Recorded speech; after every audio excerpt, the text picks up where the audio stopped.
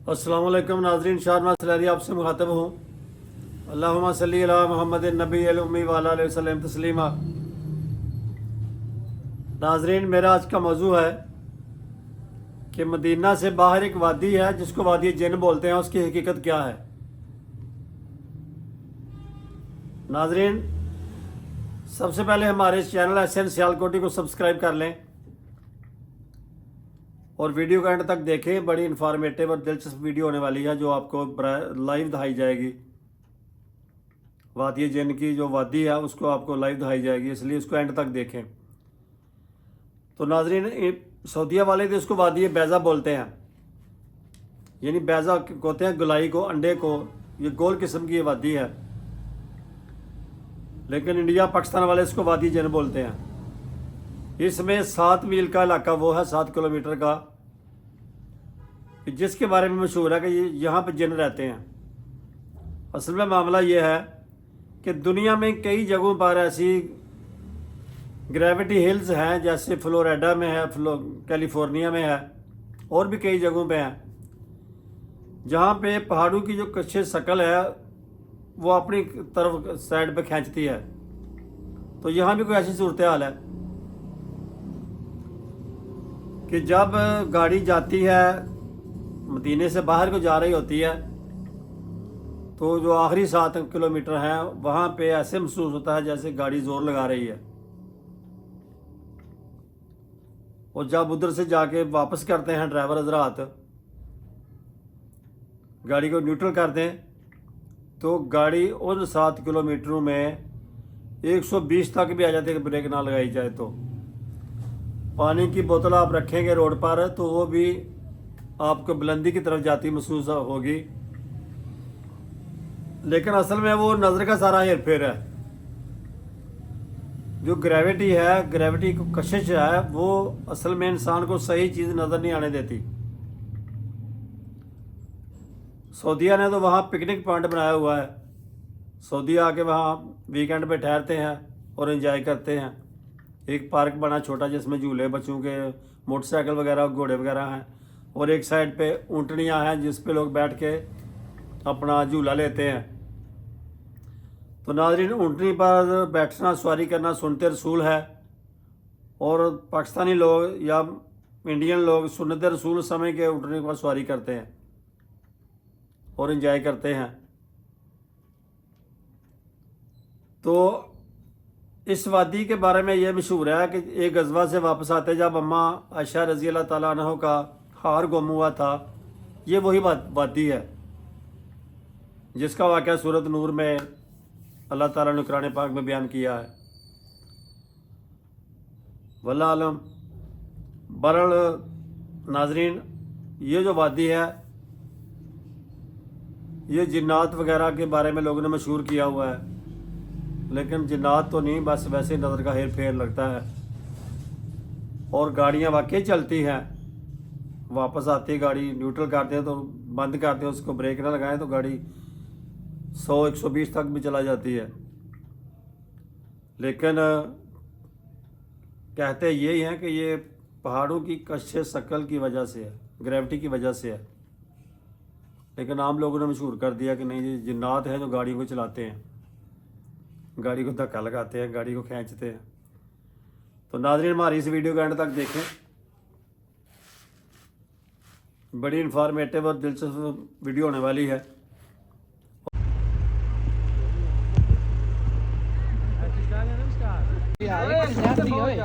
एक तो ज्यादा है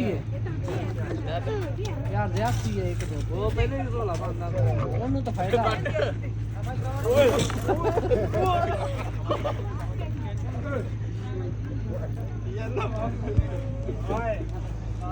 सुरा सुरा शोई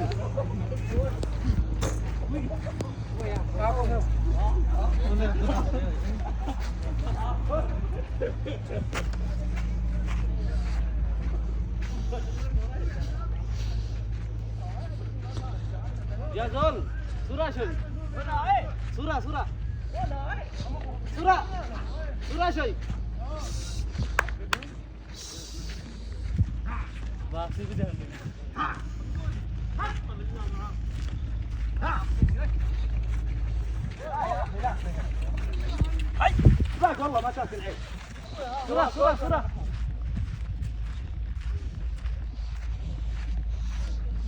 ਲੱਤ ਨਾਲ ਕੋਈ ਕੱਢ ਪਾਇਆ ਛੋਟੀ ਲੱਤ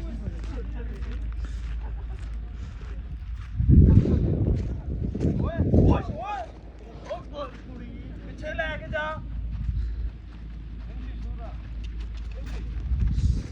Run, baby, run.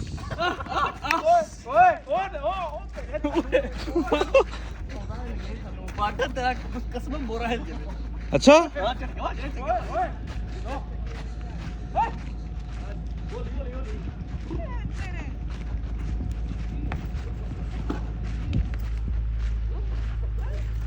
ਕੀ ਆਂਦਾ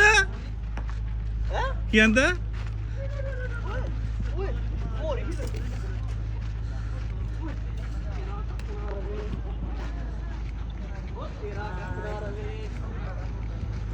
ਮਜ਼ਾ ਹੁਣ ਜਿਹੜਾ ਪੈਣਾ ਜਦੋਂ ਨਾ ਪੈਣਾ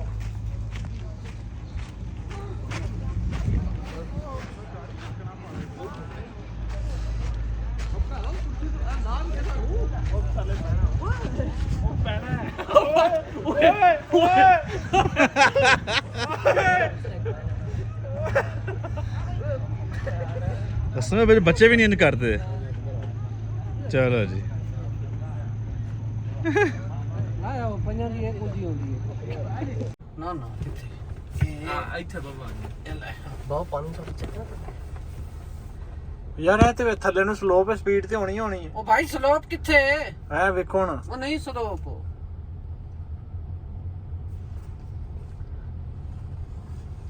ਜਿੰਨ ਹੁੰਦਾ ਉਹਨੇ ਤੇ ਪਹਿਲੇ ਝਟਕੇ ਜਿਹੇ ਤੋੜ ਕੇ ਲੈ ਜੰਨੀ ਐ ਐਡੇ ਤਾਕਤਵਰ ਜੇਨ ਕਿੱਥੇ ਨਾ ਸਾਊਦੀਆ ਦੇ ਖੁਰਾਕਾਂ ਹੀ ਕੋਈ ਨਹੀਂ ਨਾ ਨਾ ਇਹਦੇ ਤੇ ਸਾਰੇ ਖਾਣੇ ਵਾਲੇ ਮਸਾਲੇ ਸਿੱਧੇ ਹੀ ਅਦਰੋਂ ਮੀਟਰ ਵਾਲ ਵੀ ਮਾਰਨਾ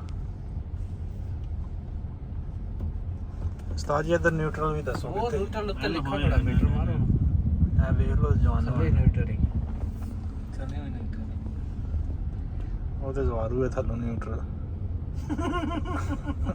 ਕੀ ਗੱਲ ਹੈ ਆ ਨਿਊਟਰਲ ਤਾਂ ਹੋਇਆ ਨਹੀਂ ਆਪ ਕਰਾਇਆ ਹੈ ਕੀ ਗੱਲ ਇੱਕ ਮਿੰਟ ਓਏ ਵੀਡੀਓ ਬਣਾਉਂਦੇ ਸਾਲਿਆ ਉਹ ਬਹੁਤ ਚੱਲੇ ਦੀ ਗੱਡੀ ਚੱਲਿਆ ਨਾ ਸਟੀਅਰਿੰਗ ਵੀ ਫੜਾ ਨਹੀਂ ਉਸਤਾਦ ਹੈ ਥੱਲੇ ਨੂੰ ਸਲੋਪ ਹੈ ਵੇਖ ਨੋ ਉੱਤੋਂ ਵੀ ਥੱਲੇ ਨੂੰ ਆ ਯਾਰ ਨਹੀਂ ਯਾਰ ਸਪੀਡ ਤੇ ਹੋਣੀ ਹੋਣੀ ਹੈ ਨਹੀਂ ਹੁੰਦਾ ਨਹੀਂ ਭੱਟ ਸਾਹਿਬ ਹੈ ਜੇਨ ਲਈ ਜਾ ਨਹੀਂ ਆ ਜਨ ਨਹੀਂ ਇਹਦੇ ਹੈ ਕਲੋਜ ਤੇ ਖਲਾਰ ਪਾਣੀ ਛੱਟਨੇ ਆਵੇ ਉਹ ਵੇਖ ਲੈਨੇ ਤੇ ਪਾਣੀ ਵੀ ਥੱਲੇ ਨੂੰ ਹੀ ਜਾਣਾ ਆਇਆ ਉਹ ਥੋੜਾ ਪਿੱਛੇ ਹਟ ਜਾਂਦੇ ਆ ਜਾਣਾ ਓਏ 50 ਦੇ ਉਹ ਬਾਵਾ ਇੰਨੀ ਸਪੀਡ ਤੇ ਨਹੀਂ ਥੱਲੇ ਆ ਜਾਂਦੀ ਯਾਰ ਜਾਂਦੀ ਹੈ ਕਿਉਂ ਨਹੀਂ ਜਾਂਦੀ ਨਹੀਂ ਹੋ ਸਕਦੀ ਥੱਲੇ ਪਹਾੜੀ ਤੇ ਥੱਲੇ ਸੁੱਟ ਤੇ ਇਹ ਵੱਧਦੀ ਹੈ ਕਮ ਸੇ ਕਮ 120 ਤੇ ਜਾਂਦੀ ਹੈ ਐ ਨਜ਼ਰ ਆਉਂਦੇ ਆ ਚੈੱਕ ਕਰ ਪਿੱਛੇ ਵੇ ਉਹ ਭਰਾਵਾ ਸਿੱਧੀ ਨਹੀਂ ਹੈ ਉਹ ਵੇ ਹੁਣ ਅੱਗੂ ਅਗਲੀ ਗੱਡੀ ਐ ਹੁਣ ਥੱਲੇ ਜਾਣ ਦੀ ਅਗਲੀ ਗੱਡੀ ਨਜ਼ਰ ਆਈ ਹੈ ਹੁਣ ਤਾਂ ਨਜ਼ਰ ਆਈ ਹੈ ਢਲਾਣ ਹੈ ਪਿੱਛੇ ਢਲਾਣ ਹੀ ਨਹੀਂ ਹੈ ਆ ਯਾਰ ਹੈ ਬਾਜੀ ਜਿੰਨ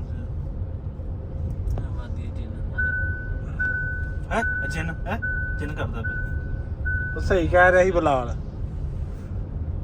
ਇਹ ਜਿੰਨ ਹੈ ਭਾਈ ਬਾਵਾ ਸੋਤ ਗੱਡੀ ਥੋੜੀ ਜਾਂਦੀ ਹੈ ਯਾਰ ਉਹ ਤੋਂ ਸਪੀਡ ਜਿੰਨਾਂ ਦੀ ਹੁੰਦੀ ਹੈ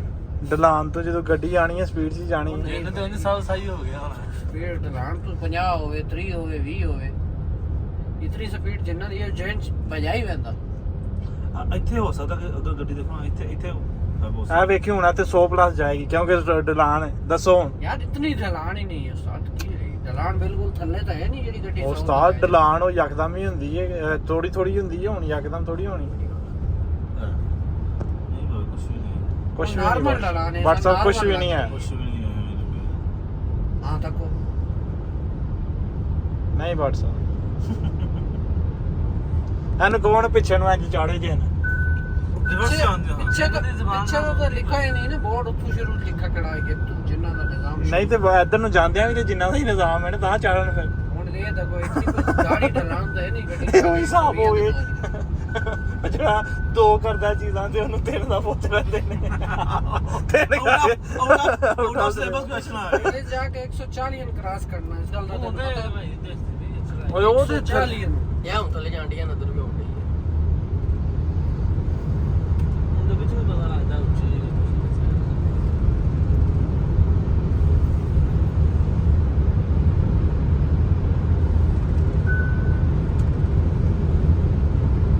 ਹੁਣ ਇੱਥੇ ਭਾਵੇਂ 200 ਦੇ ਦੌਰ ਜੇ ਹਾਂ ਐਵੇਂ 200 ਤੇ ਦੌੜ ਜਾ ਹੈ ਪਰ ਚੜਾਈ ਨਜ਼ਰ ਆ ਰਹੀ ਹੈ ਥੱਲੇ ਨੂੰ ਢਲਾਨ यार एडी गाड़ी चढ़ाई नहीं है चढ़ाया नॉर्मल लाई है ਯਾਰ ਜਿਸ ਦਿਨ ਜਿਨ ਤਾਂ ਨੂੰ ਚੜਨਗੇ ਨਾ ਗੱਡੀ ਰਿਵਰਸ ਐਨੀ ਸਪੀਡ 'ਚ ਫੇਰ ਮੰਨਾਂਗੇ लेकिन ये जिन्ना दा असर है सारा ਇੱਥੇ ਇੱਥੇ ਜਿੰਨ ਰਹਿੰਦੇ ਹਾਂ ਨਾ ਕਿਉਂ हां वादी है जिन ये नहीं है जिन तेरे ਹੁਣ ਕਿੱਧਰ ਰਹਿੰਦੇ ਹੋ वो तो ਉਹ बस ਬਾੜੀ है ਕਰਕੇ कि ਤਾਂ पीछे ਚੰਗਾ ਨਹੀਂ ਮੈਂ ਨਹੀਂ ਮੰਨਦਾ ਬਾਤ ਇੱਥੇ ਵੀ ਐਕਸਪਾਇਰ ਕਰਨ ਵਾਸਤੇ ਬੰਦੇ ਨੇ ਹੋਰ ਮੌਲਵੀ ਆ ਤੁਹਾਨੂੰ ਕੋਈ ਨਹੀਂ ਆਈ ਤੇ ਸਾਡੇ ਨੰਬੀ ਅੱਜ ओ यार अक्का ही गुनाहगार कर दिया फायदा ਬਾਗੀ ਲਾਗਾ ਲਾਵਾਂਗੇ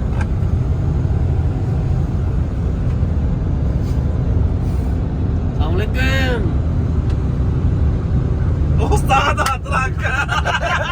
ਉਸਤਾਦ ਤੁਝਾ ਹੱਥ ਰੱਖ ਉੱਤੇ ਇਹਨੂੰ